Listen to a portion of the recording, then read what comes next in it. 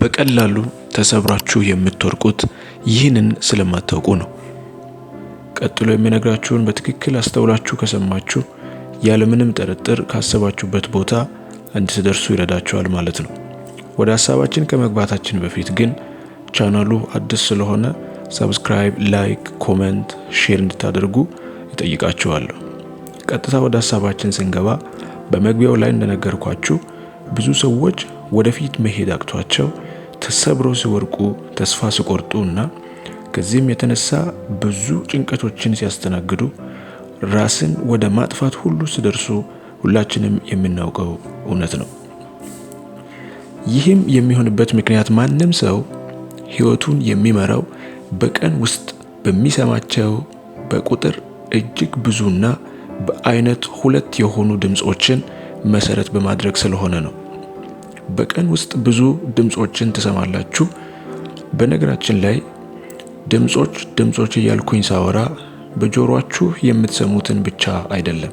በጆሮአችን ከምንሰማው በዙሪያችን ያሉትን ሁኔታዎች በማየት በአእምሮአችን የሚፈጠረውን ሐሳብ ጨምሮ በአጠቃላይ በአእምሮአችን ስለተፈጠሩ ምላሽ የምንሰጥባቸው ነገሮች በሙሉ ድምጾች ናቸው።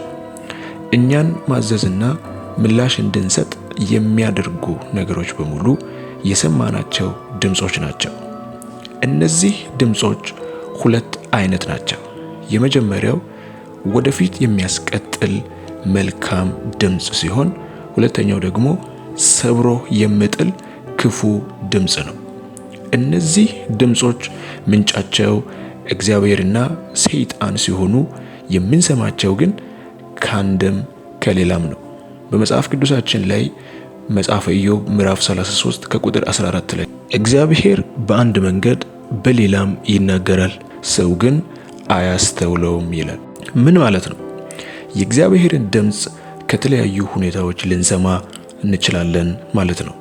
ሰይጣን ደግሞ ሁሉንም ነገር ከእግዚአብሔር የሚኮርጅ ስለሆነ ልክ እንደ እግዚአብሔር ድምጽ የራሱንም ድምጽ ሰዎች በአንድም በሌላም መንገድ እንዲሰሙ ያደርጋል ማለት ነው። ለምሳሌ አንድ የሳሙና ፋብሪካ ሳሙናውን ሰርቶ ሲያበቃ ወደ ተለያዩ ሱቆች ያሰራጫል። ከዛ ተጠቃሚዎች ከአካባቢያቸው ገዝተው ይጠቀማሉ። ልክ እንደዚህ የእግዚአብሔርም ሆነ የሰይጣን ድምጾች በዙሪያችን ባሉ ነገሮች ተሰራጭተው ስላሉ በቀላሉ እንሰማቸዋለን። መጽሐፍ በአንድም በሌላም የሚለው ለዚህ ነው። እጅግ የሚገርመው ነገር ግን የእግዚአብሔር ድምጽ ሶፍትና በለሆሳስ የሚሰማ፣ የሰይጣን ደግሞ ጮክ ያለና ለመቀበልም የሚቀርብ ቀለል ያለ ድምጽ ስለሆነ ሰዎች ያለማስተዋል የሰይጣን ድምጽ ተቀብለው በመታዘዝ ለስብራት ይዳረጋሉ ማለት ነው። መድከም፣ መሰበር፣ ተስፋ መቁረጥ የብዙዎች ችግር ቢሆንም መፍትሄ ግን አለው። መፍትሄው ማስተዋል እና ማስተዋል ብቻ ነው። ማስተዋል ማለት ደግሞ የእግዚአብሔርንና የሰይጣንን ድምጽ መለየት ማለት ነው።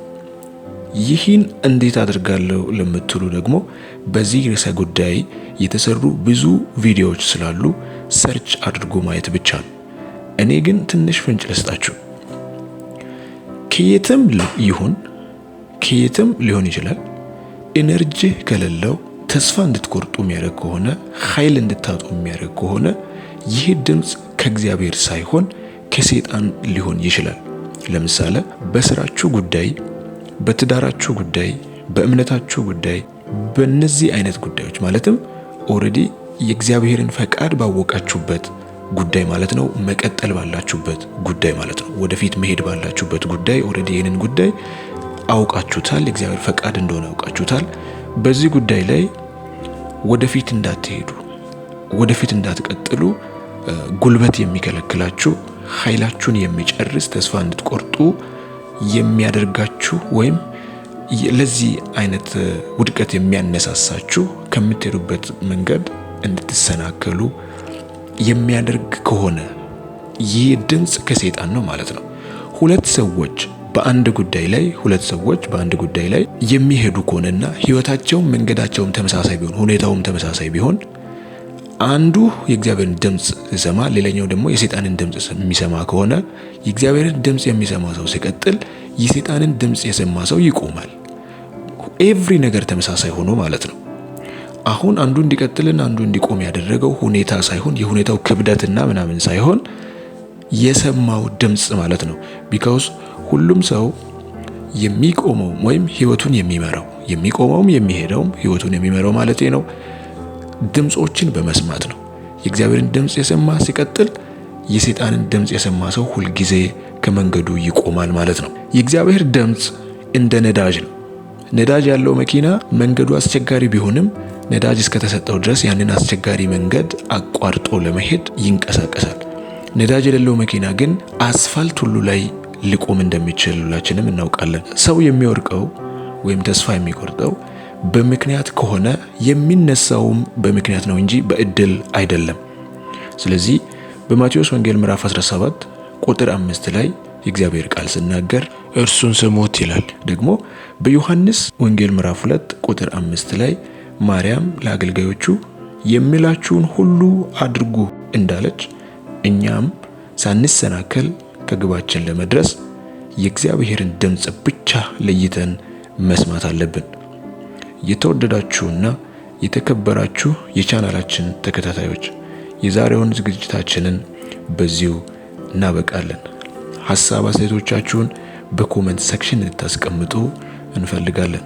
ቻናሉ አዲስ ስለሆነ ለማበረታታት ሰብስክራይብ፣ ላይክ፣ ኮሜንት፣ ሼር ማድረጋችሁን እንዳትረሱ።